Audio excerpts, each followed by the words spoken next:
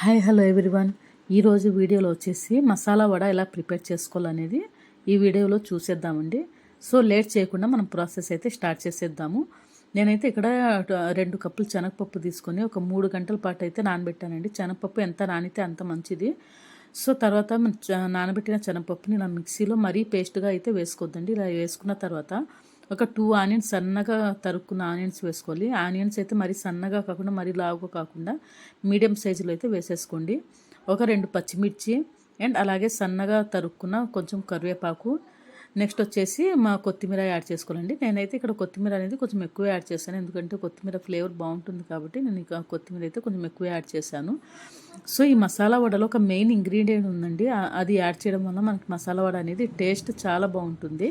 నేనైతే ఈ వీడియోలో చూపిస్తాను. ఇక్కడ ఫ్రెష్గా మనం చేసుకున్న జింజర్ గార్లిక్ పేస్ట్ అండి, అల్లం వెల్లుల్లి పేస్ట్ 1 టేబుల్ స్పూన్. చెప్పాను కదండి మెయిన్ ఇంగ్రీడియంట్ అని, ఇదేనండి సోంపు యాడ్ చేయడం వల్ల మసాలా వడ అనేది టేస్ట్ చాలా బాగుంటుంది, చాలా డిఫరెంట్గా చాలా బాగుంటుంది. ఒకసారి ట్రై చేయండి. అండ్ అలాగే 1 టేబుల్ స్పూన్ జీలకర్ర and 1/2 table spoon garam masala వేసుకోండి. సోంపు అనేది మాత్రం కంపల్సరీగా యాడ్ చేయండి, మ్యాండేటరీ అనమాట. సో నెక్స్ట్ వచ్చేసి నానబెట్టిన శనగపప్పుని కొంచెం తీసి పక్కన పెట్టుకున్నానండి, మిక్సీలో వేయకముందు. ఎందుకంటే మనకు తినేటప్పుడు కొంచెం శనగపప్పు పలుకులు తగిలితేనే బాగుంటాయి. సో ఫైనల్గా నేను శనగపప్పుని అయితే ఇలా కొంచెం యాడ్ చేసేసుకున్నాను. నెక్స్ట్ స్టవ్ మీద కడాయి పెట్టేసుకుని ఆయిల్ హీట్ అయ్యేలోపు మనం పిండి మొత్తాన్ని బాగా మిక్స్ చేసేసుకొని ఇలా వడలుగా చేసుకోవచ్చండి. మీకు చేతిలో కొంచెం కష్టంగా అనిపిస్తే మనం ప్లాస్టిక్ కవర్ మీద అయినా చేసుకోవచ్చు. అంత కష్టం ఏమి అనిపించదండి, మనకు చేతిలో ఈజీగా వచ్చేస్తాయి.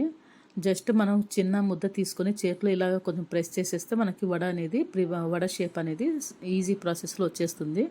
సో ఈ వడలని మరీ రెడ్ కలర్లో అయితే రానివ్వకండి, కొంచెం బ్రౌనిష్ కలర్లో వచ్చాక తీసేస్తే సరిపోతుంది. మరీ రెడ్గా వస్తే మాడిపోతాయి అనమాట. కొంచెం బ్రౌనిష్ కలర్లో ఈ కలర్లో వచ్చినప్పుడు తీసేస్తే మనము అప్పుడు పర్ఫెక్ట్గా లోపల కూడా పచ్చిగా ఉండకుండా పర్ఫెక్ట్గా మనకి ఫ్రై అవుతాయి అన్నమాట. చూసారా, లోపల కూడా పచ్చిగా ఏం లేదు. సో మీకు నచ్చితే లైక్ చేయండి, షేర్ చేయండి, సబ్స్క్రైబ్ చేయండి. Thank you for watching.